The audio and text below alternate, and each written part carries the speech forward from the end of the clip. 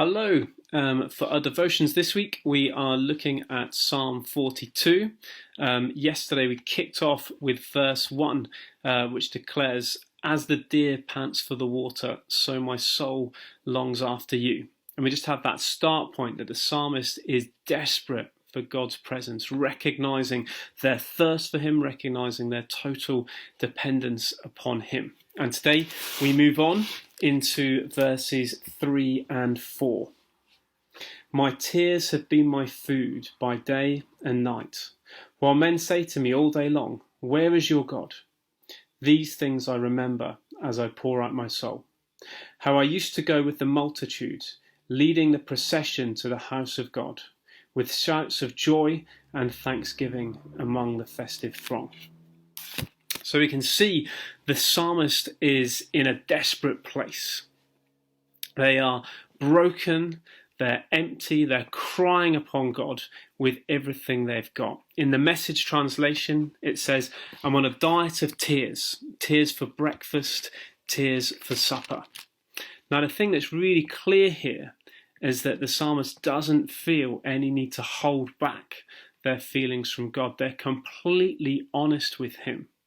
In this mental health crisis that we're in at the moment, with so many people struggling, full of anxieties about what's happening in the world, about what the future holds, it's really good to be reminded that it's okay not to be okay.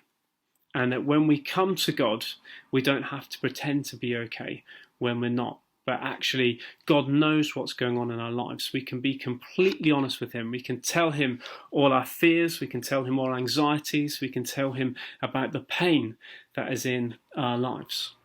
I think probably the most heartfelt prayers I've ever prayed were 7 years ago, when our son Isaac, who at the time was only 4, had just been diagnosed with leukemia. And I remember being in the hospital room, actually in the side room, the toilet just off Isaac's bedroom, lying on the floor, and just a complete mess, completely broken, just crying my heart out before God, calling on God and praying until it hurt, praying until I had no more tears left to cry. And I think just knowing that God was listening. And it says that people said to the psalmist, "Where is God?" Now, how many of us have asked that at various points over the last few months? God, where are you in all of this? We might have been asking about our personal circumstances. We might have been asking about the state of things in the world. But God, where are you in all of this?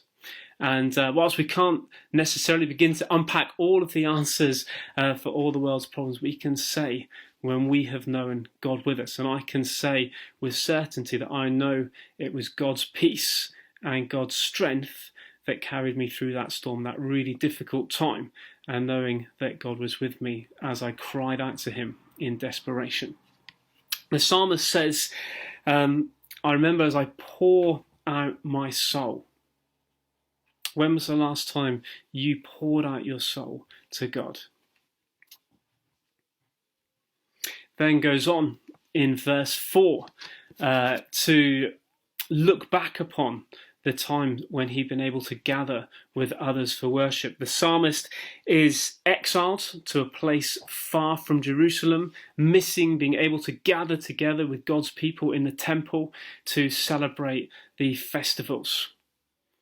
And I think that's something probably many of us can easily relate to at present. We miss that sense of corporate worship. We miss all being able to gather together at Lighthouse, being amongst a congregation of all ages in a packed building, singing our hearts out to God.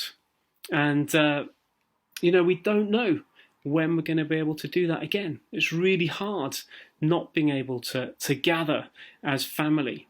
But we do know that we have a God who is faithful. We do know that we have a God who listens and who cares about the things that go on in our lives. So my encouragement to you today is whatever's going on, for you to lay that before God and just to spend some time refreshing your soul by being in his presence and being completely honest with him.